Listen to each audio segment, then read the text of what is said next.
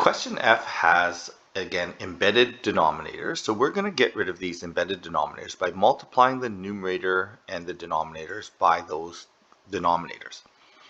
So first we're going to state our restrictions here. So x cannot equal to the -1, that would make the 0 in this fraction, and the positive 4/3, which makes the 0 in that fraction. So once we stated our restrictions here, we're going to eliminate our x plus 1 factor by multiplying the top by x plus 1. But we can't do something to the top without balancing the bottom, so we're going to multiply the bottom by x plus 1. We want to eliminate the 3x minus 4 factor by multiplying the top by 3x minus 4 and the bottom to balance the fraction. In fact, the bottom also has a 3x minus 4 factor here that we want to eliminate. Okay, so now when we multiply this, we have to be careful what factors are canceling when we multiply the different parts of this subtraction statement. So when I multiply this first part out, the x plus 1's cancel, and I'm going to end up with the 3x minus 4 multiplying the 2 there. Minus. Now this is a separate multiplication, so I have to multiply both parts here. This time the 3x minus 4 cancels. So the original 2x plus 3 remains, and the x plus 1 does not cancel, so we need to multiply that by x plus 1.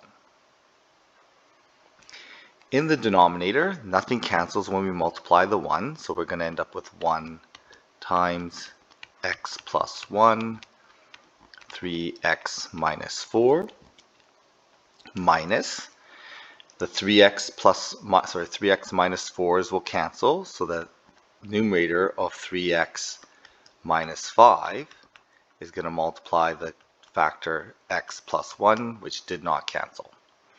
So now I've eliminated the embedded denominators, and I just need to expand this out and combine like terms and see if anything else will cancel out. Be careful when we have this negative.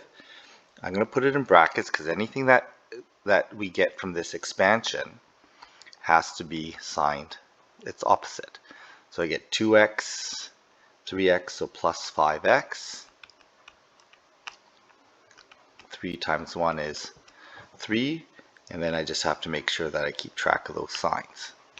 In the denominator, I get 3x squared minus 4x plus 3x, so minus x, minus 4. And again, when I subtract that negative, I have to keep track that everything in this multiplication is going to be signed its opposite. So I get 3x squared plus 3x minus 5x, so that's going to be minus 2x minus 5. Okay, so then combining my like terms, I get negative 2x squared. I get 6x minus 5x, so plus 1x. Negative 8 minus positive 3, so I get minus 11. In the denominator, the 3x squareds cancel, so I end up with negative x minus negative 2x, which gives me positive 1x. Negative 4 minus negative 5, which means it's plus 5, so I'm going to get plus 1 in the denominator. I do need to check to see if the numerator is factorable, and I have this extra restriction of x not equal to plus 1, but that's, or sorry, x equals negative 1, but that's already up here. But I do have to make sure that any new denominators that I state the restrictions.